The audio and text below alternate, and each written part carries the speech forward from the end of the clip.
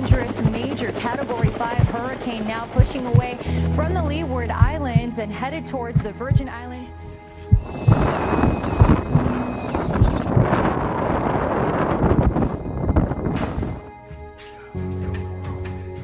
Storm is now Category 5. St. Thomas, St. Croix, St. John, they come on the radio and said, hey, if you do not make it to the shelter, we literally will want you to put your social security number in Sharpie marker written on your body somewhere to help us. It'll literally take a miracle, but please. Please let no more loss of life, Lord Jesus, please. But this is a bad hurricane coming. Honestly, a little paralyzed. Fear and sadness. Mostly sadness for the people that don't have anything.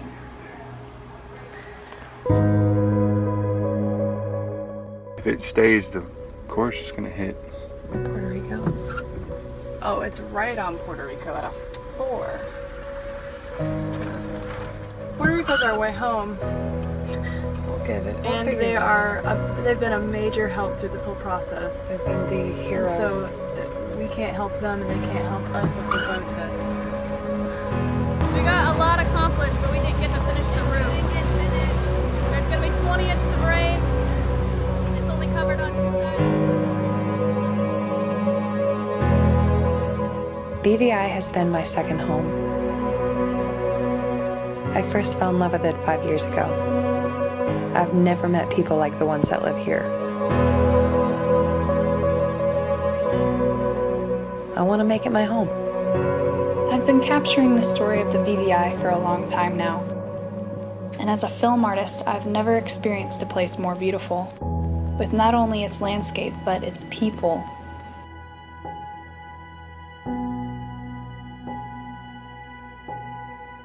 As Irma moves north, the Caribbean is dealing with the aftermath of the storm. The British Virgin Islands, in particular, was very hard hit. Everyone wanted to help, but there was no communication. Everything was chaos. We knew we had to physically go down there in order to come back with a plan. Or a cargo ship full of plywood or something, whatever it is. We're a small, nimble group of people with access to an enormous amount of resources. We don't want the money tied up. Many were without food, water, gas, electricity, or phone signal. The most useful things that we brought ended up being tarps, nails, batteries, headlamps, and gas siphons. Before we left, we did our best to create a plan based on the little information we had. They're not getting the media coverage that they need to get the resources they need because so much has happened in the U.S. Virgin Islands and Florida, so we are creating a plan. Port authorities, obviously the airport is shut down, so are there long lines of people trying to get out? How are they making that coordination to get out? This flight was a miracle flight. Somehow we got here just 45 minutes after they opened the gates for us. Only God can do this. People that I've been able to talk to that've been evacuated out have told me, you're in for it. Make sure that's zipped up. Right in front of me. Hello, CNN. Hello.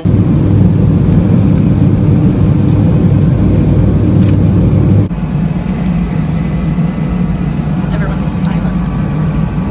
These people just waiting to be rescued over here by the airport. It looked like a bomb had gone off. The first thing we did is find Lauren. She gave us the updated situation and put us to work immediately. But we don't have volunteers yet coming in, so this is amazing. You guys are one of the very first crews.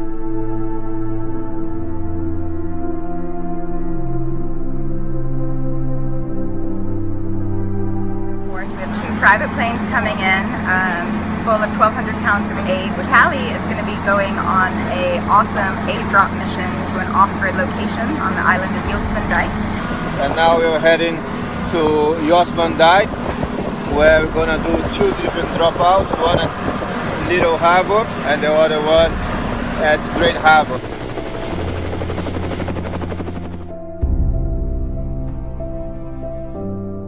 I wasn't prepared for what I saw. They lost so much, and their survival stories were unreal. During the storm, I had to rescue a lady from another house.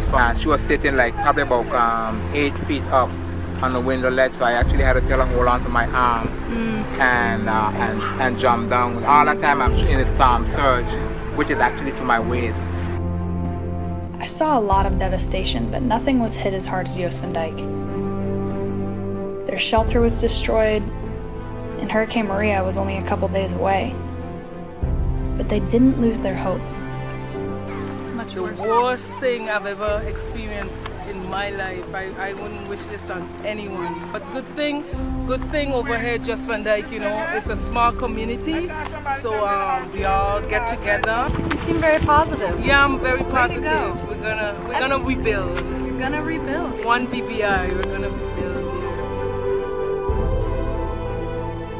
It's been really cool to see people come together and use their resources as a force for good. The guy's flying in, John Ratliff, he's a property owner, but he's also part of an entrepreneurial group called Mavericks. He owns his private plane and said, I'll fly back and forth as many flights as I can a day, 1,200 pounds of aid in from San Juan, and I'll evacuate people out that need to get out. These 5 boxes. Amazing! That is going to literally save people during this next storm. So we have no idea what's in there. We came from a clinic in Puerto Rico that treats diabetics. They're trying to get a lot more. Yeah, so I don't know what's in there, but there's ice and it's cold. It's probably a heart. It could be. We met legends and we met heroes.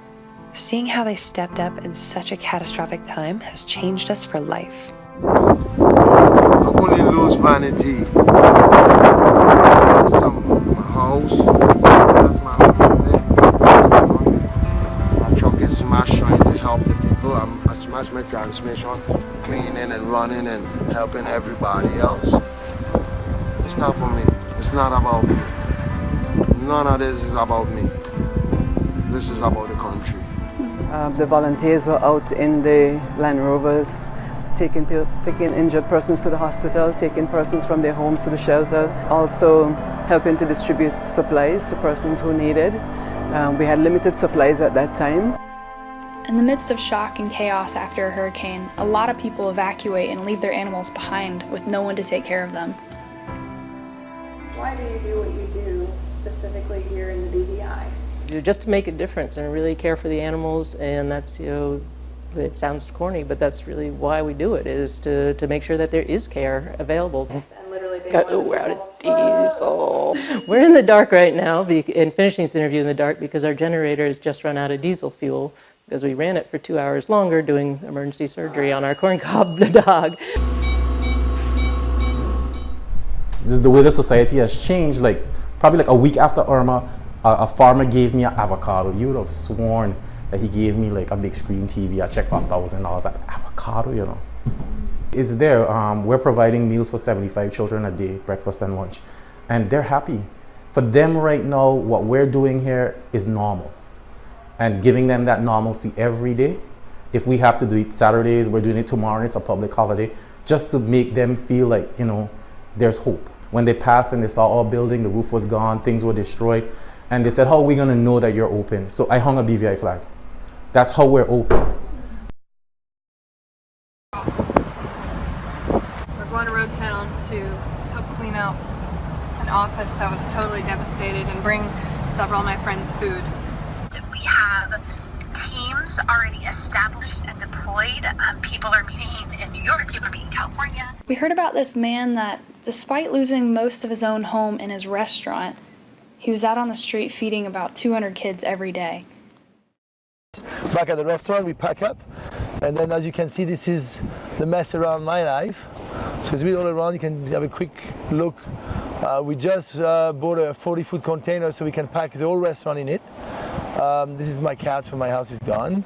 We all have our loads of problems. We all have the weight of what the storm brings to us. Try not to be a reason to stop to look after others, and you know, it's even if it's just a little bit of time you have.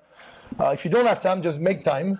And you see a lot today when you cruise around, and compared to a lot, we are immensely lucky.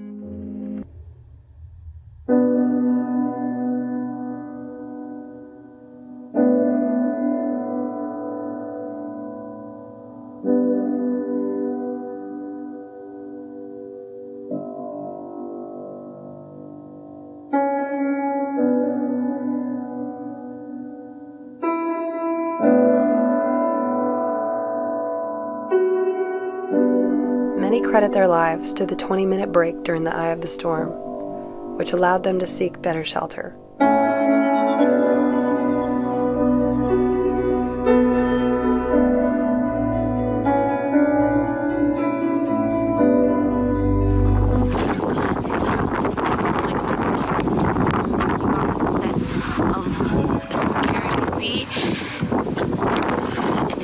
Reality.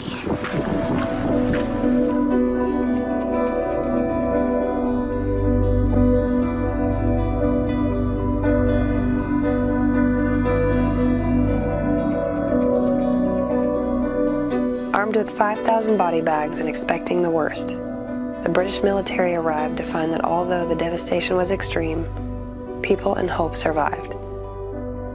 People from all across the world wanted to help. They had resources, funds, and volunteers ready to go, but needed communication in order to coordinate.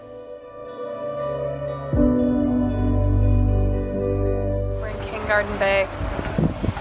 It's our first time coming down here. Our friends owned all these restaurants and bars. This was the hangout place to go. The first several days, everyone was in shock and horror after seeing their beautiful islands in the condition they were in. With not even a leaf on a tree, no one ever imagined a storm could bring such devastation. Genesis 1:1-2, in the beginning God created the heavens and the earth was without form and void, and darkness was over the face of the deep, and the Spirit of God was hovering over the face of the waters. It just feels like today, you know, it's been overcast. It's just easy to be overwhelmed by how gloomy just what we're seeing physically around us is. It's good to be reminded that there was a time in the very beginning when God created it all, and it was void and it was dark and it was not physically beautiful, but God had a vision and He had a plan, and He created life and He restored and He made this earth, and He can do it again. After a disaster like this, there are two phases. The first is initial and emergency relief, and the second is recovery. Every morning, community leaders and NGOs came together to discuss the plan for the day and who will be doing what. 80% of boats were destroyed or badly damaged, which made getting aid to the outer islands extremely difficult. BVIStronger Search and Rescue managed to round up a boat to deliver aid to the remote islands. Local delivery of food aid brought in by a local philanthropist. We're going to load up the boat and take it out to some of the more remote lying areas that really need help. It's time sensitive because of the weather that's approaching. We really want to get there and get these people ready for the storm that might be here. Unperishable goods, water filters, tarps are going to be essential coming into this next week. Personal comfort, hygiene thing, women's sanitary items, water tanks, meat saws. These are like gold, and for safety reason, there's downed trees, and some of that stuff needs to come down before the storm hits and somebody gets hurt. There's going to be a lot of flying debris that wasn't here before, and this is going to help out a lot. There are 4 main inhabited islands: Virgin Gorda, Jost van Dyke, Tortola, and Anegada, each suffering different levels of destruction. So there's absolutely no communication in Jost van Dyke. There's no communication on the whole line. And we have a cell phone imagery, and we do have a VHF.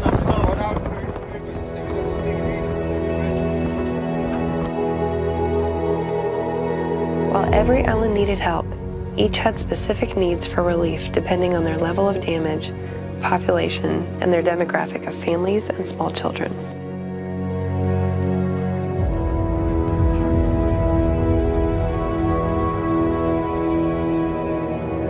So we just dropped off a couple of bags. Well, they're necessities. Yeah, necessities but mainly for babies and small kids. And now we're heading to Jost van Dyke.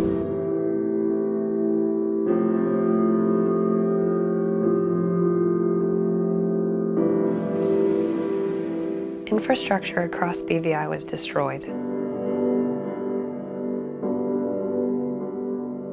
Jost van Dyke was the hardest hit, with over 85% of the buildings destroyed or severely damaged.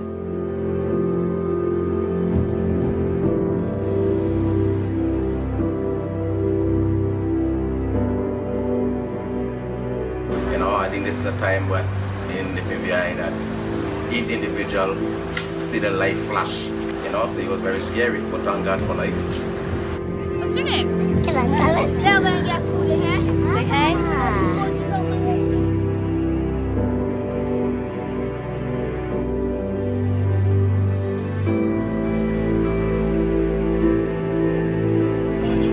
So this, Karen Bay, Apple Bay, it's been the worst on Tortola.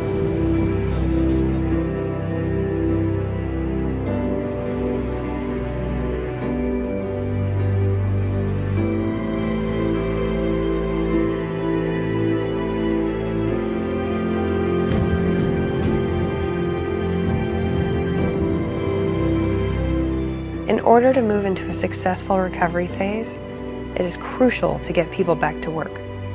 For BVI, financial services and tourism provide the main sources of income and employment. Understanding that 75% of businesses were damaged or destroyed, helping to rebuild local businesses is the leading initiative to accelerate the recovery of the nation. The first several weeks were extremely difficult. With no communication, very little resources, and no electricity, communities had to come together to be resourceful and survive. So we decided to hold meetings every day. We got everybody motivated, and as you can see, we cleaned up the whole neighborhood, and we used whatever food we had and cooked everybody hot meals as a way of thanking them every day. Now it's still clean-up time. We're hoping that we're going to get the electricity and water supply soon, but it's been pretty miserable. It's been saltwater showers with a hand towel, lifting buckets out of a contaminated system, and it's our first year of marriage. Oh my gosh, happy first year. Lots of mosquitoes. Lots of mosquitoes. And flies. We have seen real spirit and strength on this island in the last few days, but residents are realising that it could take years to rebuild, and that they'll have to summon a great deal of determination to help raise Tortola from this rubble. Within a 10-day period of the Irma devastation, the BVI had threats of 2 other Category 5 hurricanes. Following 2 hurricanes in the Atlantic this morning that could affect millions. Is expected to strengthen to a major hurricane and could be very bad news for Caribbean islands that are just still recovering from Irma. We have yet another hurricane forecast to hit the British Virgin Islands. Everyone's been rallying around trying to create some kind of shelter if and when the next hurricane comes. They are protected.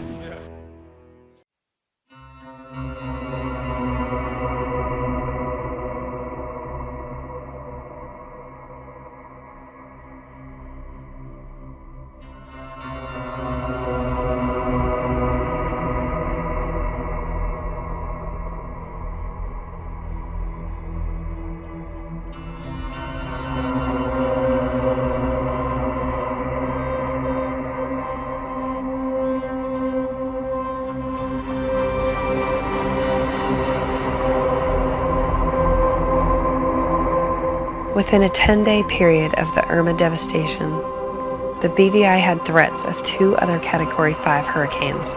Following 2 hurricanes in the Atlantic this morning that could affect millions. The Caribbean has just been getting hammered. Here's storm number 4 in just weeks. Is expected to strengthen to a major hurricane and could be very bad news for Caribbean islands that are just still recovering from Irma. Rebuilding is going to be a massive task, but right now the focus is on the immediate threat of Maria.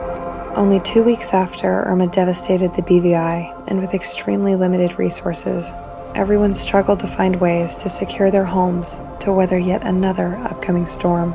We have yet another hurricane forecast to hit the British Virgin Islands. Everyone's been rallying around trying to create some kind of shelter if and when the next hurricane comes. They are protected.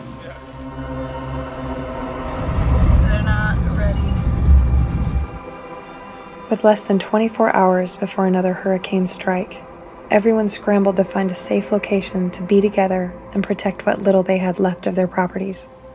With the tremendous loss of boats and cars, even getting to locations to prepare was extremely difficult. Have to attach the tarp down as much as possible right before the hurricane. Scrap pieces of wood that's laying around on the ground is really all we can come up with. We're literally reusing every nail we can find, every screw we can find. There's no supplies left. Okay, everybody, look for nails. Gotta get, oh, that's a good board. Solid. Use that stuff. Any screws we got here? Screws. Did you find them? Use these to strap down the tarp to the roof. Jamie's a hustler. Whoa! That is awesome. BVI, you're still beautiful. You spray some bug spray on me. No. Hold up, Jamie. I don't know if it's worth it, guys. Hold it. Oh my God. When preparing for a hurricane with limited time and resources, it's crucial to clean up any potential projectile objects, cover all windows with metal or plywood, bolt doors shut in multiple places, and seal up any gaps. In the event a hurricane forces an opening, the best thing to do is to create an airflow so the violent wind can escape. Good? Yeah. It's extremely dangerous that we have a Category 4 hurricane on its way, actually hitting tomorrow. Nobody had any time to prepare. Most people don't even know about it. There's nowhere to buy any supplies to secure your home. People are using boat parts to try to get their windows covered. St. Thomas, St. Croix, St. John, they come on the radio and said, hey, if you do not make it to the shelter, we are not taking responsibility for you. We literally will want you to put your social security number in Sharpie marker written on your body somewhere to help us. And he said, we're not trying to use this as a scare tactic, but this is a bad hurricane coming. On the day of Maria, no one was allowed outside other than military and disaster management. We packed our bags and headed to stay at the base so we could help prepare the shelters for the storm. We have to cross again through the water carrying our pillows and the rest of our supplies. Yeah. Jamie, there's something on my legs. Jamie, they're all coming after my legs. Oh, there's another stingy thing. This is actually my worst fear. Are you okay? I'm gonna go give these to Bush. Apparently, the storm is now Category 5. We're packing everything we have. Honestly, a little paralyzed with fear and sadness. Mostly sadness for the people that don't have anything. Weather was quickly approaching. Everyone was feeling tense but extremely focused, knowing we had a lot to do in a very limited time. All right, Brittany, where are we going? We are going to the shelter. T-minus 2 hours until we start feeling tropical winds of Hurricane Maria. With over 1/3 of the population's homes completely destroyed, it was crucial to get the last remaining shelters secured. There's no roof? There's no roof. These people are going to get sucked Oh, out. I climbed the bad hand. Do what we need to do. It was all hands on deck to get this roof put on, but finding the people, tools, supplies, and equipment to even get on the roof looked impossible. It's very unlikely. Right now, persons are falling up in the underwater because with all the rain. So even if you could cover it with something to stop the water from coming in. Some kind of tarp. We need something. On our way out, 6 people just checked in, and several had brand new babies, and other people had asthma. The scary part is people are really counting on this roof going in. Hey.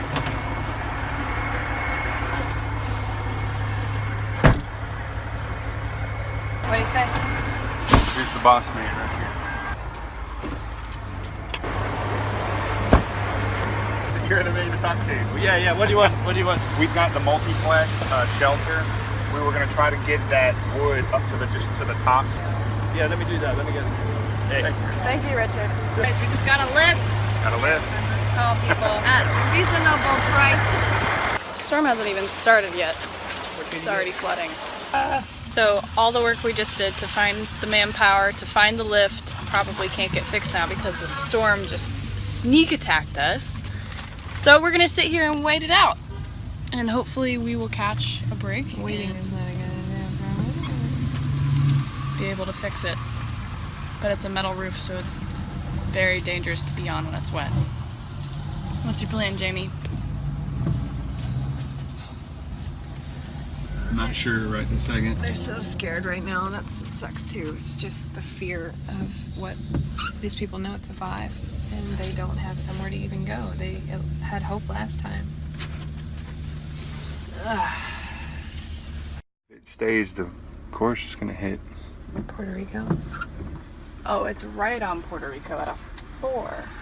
They've been a major help through this whole process. They've been the heroes. And so we can't help them, and they can't help us if we're both hit. Literally, there's such a gaping hole in the roof. It's so dangerous to get up there with any amount of people right now. We've got a crane that can get the materials up there, but the wind, we don't have the harnesses, we don't even have the screws to put it down. And that's from Irma, so we need specialized equipment. It's 3 floors up. So the Rotary Club scrambling around to try and get local workers, which looks like they've been able to do, to come on, and they're going to need cherry pickers or some kind of mechanism to get up onto the roof to do it safely. So from what I understand is they have all the plywood, they have the lift, but they can't get guys up onto the roof. So we're about to go loot some boats to try to find some harnesses so they can safely get up there. Holy crap.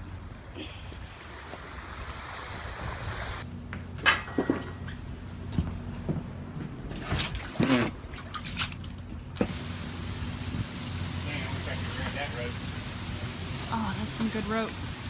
Oh my gosh, you found them. Yeah. Nice. Mission accomplished. Let's go. We're doing it. Okay, so we found this guy on the side of the street, helping the entire community. Despite their own losses, everyone came together to use their resources for the good of the country. It's really as a force for good. All you have is a lift and your skills, but you are out there helping everybody. It's a good thing helping people. They've done so much in 1 week since Irma, and now they're preparing for Maria in like 2 days. So I know this guy probably hasn't slept. No one in here that's volunteering has slept. How are you hanging in there? By the faith of God. Oh, there's some couple days we in the shelter. I was scared with the first one because which part I was, the whole roof was blown. Yeah. A piece of 2x4 hit me in my hand, and I had to go under a sink. Oh my gosh. Under a sink to defend myself because the whole roof was going. Yeah. Wow.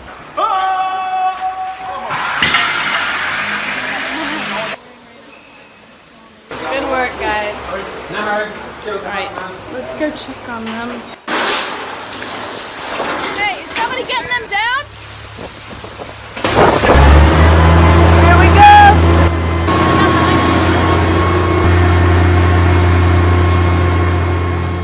With the help of Rotary Club, the British military, Meridian Construction, Team Rubicon, and other local volunteer groups, the roof was able to be completed in less than 6 hours. Wow, good job, guys. All right, we're good. Though BVI was spared the worst of Maria, others were not so lucky. Puerto Rico, who had been such a major player in the emergency relief for BVI and other islands, was now facing its own state of emergency. We haven't seen 2 Category 5s in a row since 2007, and this one is on a beeline to perhaps devastate Puerto Rico and, again, parts of the U.S. and British Virgin Islands, which were devastated by Irma. So there's no good news out of this. No one can fully prevent the kind of damage that a Category 5 hurricane is capable of. But what you can do is help your community and prepare yourself. Think ahead, plan ahead. You know, the government has a reserve, you gotta have your own reserve. You gotta put your own disaster management plan in place for your family. Instead of waiting until a storm is knocking on your door to go to the supermarket to try to get water and then the shelves are all empty, every week you go to the supermarket, you just simply buy an extra case of water, you buy an extra couple cans of whatever, etc. and just put it aside. Whether it be for ladies, sanitary napkins, just buy an extra pack that's not to be touched. You know, that's your hurricane supplies. Put your documents, all your documents into Ziploc bags, passport, create a go back. So when you put that bag on your back and you've got to run, you've got everything that you need to start your life over. You've got passports, marriage certificates, deeds for your homes, whatever it is, you know. Individuals are stronger, community becomes stronger, the country becomes stronger, the region becomes stronger.